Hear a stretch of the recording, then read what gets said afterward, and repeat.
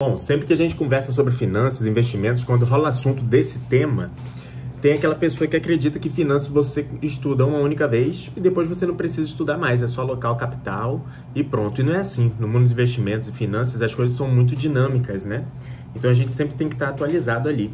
E agora eu estou na parte do livro que eu estou escrevendo sobre investimentos. E eu tive diversos aprendizados sobre esse tópico nessa parte de escrever sobre investimentos. E é sobre isso que eu vou comentar no vídeo de hoje. Por quê? Porque parte desses aprendizados fez eu mudar alguns tópicos que eu ia colocar no livro. Vamos lá.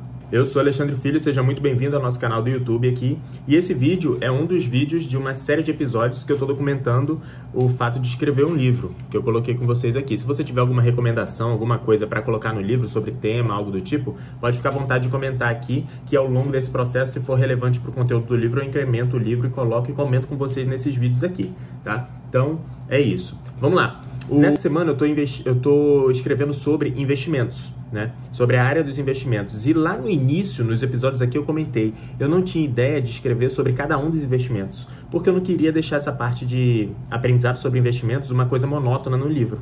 Porém, ao longo do que eu fui escrevendo, eu vi que é interessante comparar os investimentos. Só que para você comparar, você tem que comentar sobre cada um deles, né? Só que depois que eu comecei a escrever sobre os primeiros investimentos de renda fixa, eu vi que sobre cada um deles tem muito conteúdo para ser dito.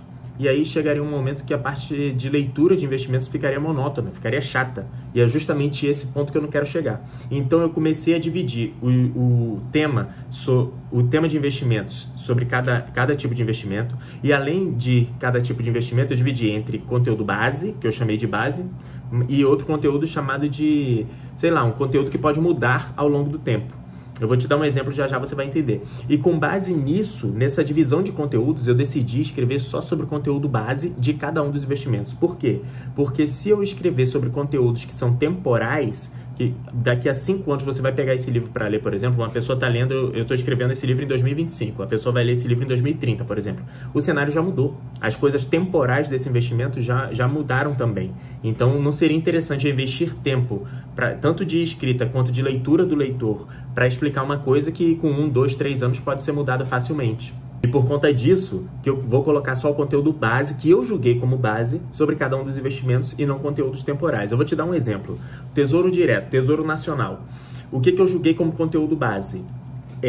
O formato que ele funciona. Qual é o formato que eu julgo aqui? A gente vai emprestar o dinheiro para o Estado, para o país, e o país vai usar esse dinheiro para fazer alguma coisa. Só que em troca disso ele vai remunerar o nosso capital investido lá. Essa base é muito pouco provável que ela vá mudar ao longo do tempo. Outra coisa que vai mudar, que possivelmente não vai mudar ao longo do tempo, que eu acredito, né, é o estilo de remuneração. Hoje a gente tem 3 estilos de remuneração no Tesouro Nacional. Tem pré-fixado, pós-fixado e o híbrido, né? Agora, uma coisa que eu julguei que pode mudar são os títulos. Por quê? Hoje nós temos o Tesouro Selic ali como um dos principais títulos pós-fixados, só muda o prazo, né?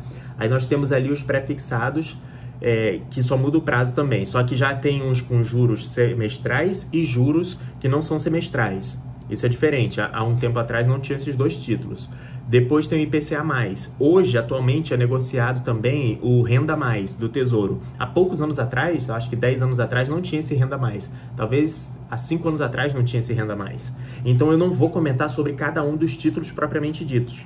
Só que eu vou comentar sobre o estilo de remuneração e como que eles funcionam para colocar na tua carteira. Você entende o que eu tô falando? Por quê? Porque, cara, de repente eu escrevo sobre cada um dos títulos, só que daqui a 5 anos não tem mais o Renda Mais, ou então adicionaram um título novo, a pessoa vai olhar o conteúdo do livro e vai falar assim, pô, o cara esqueceu de comentar esse título aqui, só que não tem atualmente, entendeu? Outro exemplo simples, por exemplo, fundos imobiliários. Fundos imobiliários é recente no Brasil. Apesar da lei de fundos imobiliários ser lá da década de 90, esse mercado começou a se popularizar em 2017, 18 para cá, que tinha ali cerca de 40 mil investidores mais ou menos, e agora tem mais de 100 mil investidores em fundos imobiliários. Só que se você for ver, por exemplo, os setores de fundos imobiliários, isso é uma coisa que eu vou comentar no livro, só que eu não vou investir tanto tempo para explicar cada um dos setores. Por quê? Porque no cenário próximo agora, cara, nós temos setores de agências bancárias. Não sei se você pegou isso. Me diz aqui nos comentários se você, quando começou a investir em fundos imobiliários, você já sabia que tinha segmento de agências bancárias. Há poucos anos atrás, 2015, 16, 17, 18, antes da pandemia ali, ainda tinha muito fundo sendo negociado que eram donos de agências bancárias. E com tanto a digitalização dos bancos e também na época da crise que a gente teve de pandemia, isso acelerou o processo dos bancos saírem desse mundo físico, aliás, diminuírem a presença nesse mundo físico e ir mais para o mundo digital. E isso acabou fazendo com que os fundos imobiliários, que eram donos de prédios, que alocavam para agências bancárias, teve que mudar o negócio. Muitos fundos tiveram que mudar os negócios.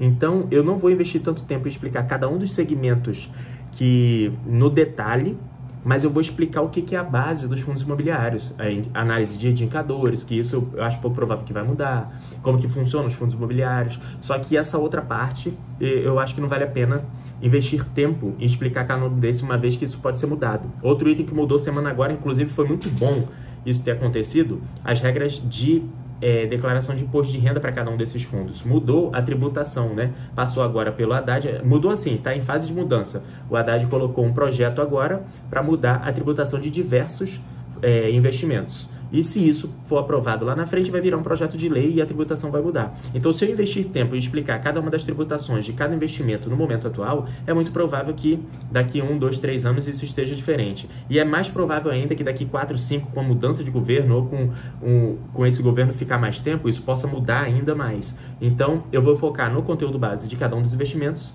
e nos conteúdos que eu julgo como temporal, eu não vou colocar. Outro exemplo, investir no exterior. Olha só, eu estou investindo o livro eu estou escrevendo o livro há 5, 6, esse é o 7º episódio, então eu estou escrevendo o livro há 7 semanas. No meio dessas 7 semanas, várias coisas já mudaram.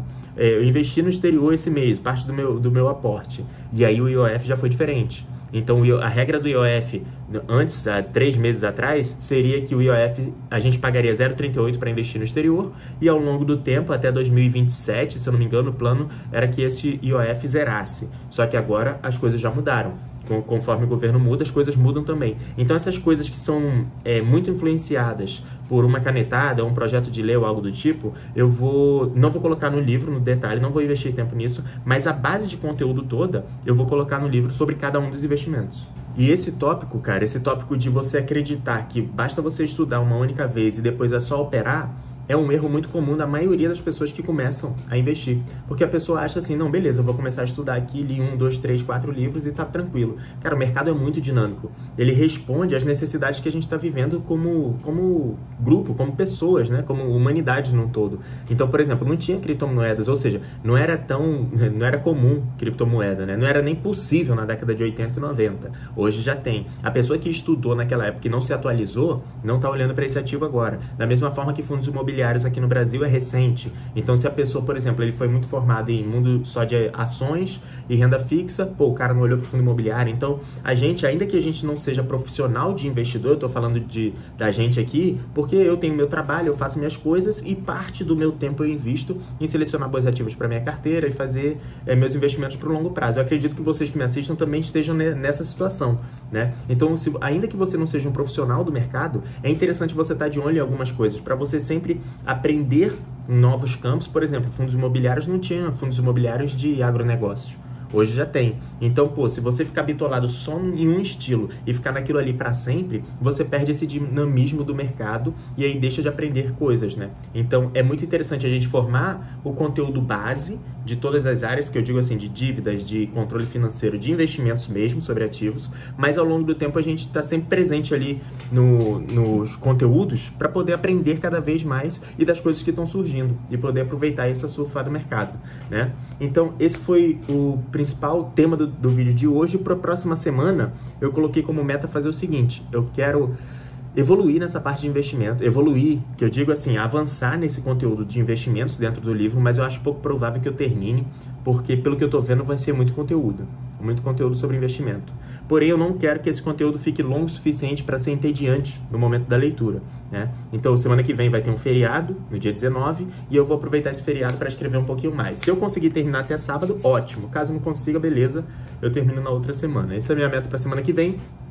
Se esse vídeo fez sentido para você, se inscreve aqui embaixo, deixa um like pra gente atingir mais pessoas. E se você tiver alguma solicitação, alguma coisa para agregar com relação ao projeto do livro, cara, deixa aqui embaixo nos comentários. Eu vou ler cada um dos comentários e interagir com vocês. E se tiver no processo ainda de confecção dessa obra, eu coloco no conteúdo do livro também, beleza? Falou, valeu, a gente se vê no próximo vídeo.